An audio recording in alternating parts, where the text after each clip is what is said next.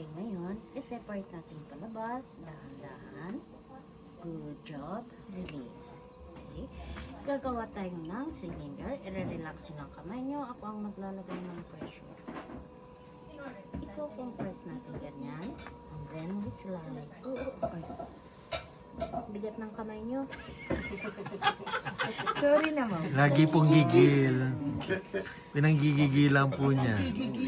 Ang lambot kasi, ang sarap hawakan. Huwag pong lagyan ng pressure. Ako ang maglalagay ng sige pressure. Bakit ang hirap hilahin?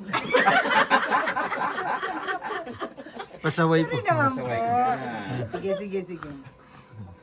Iko-compress.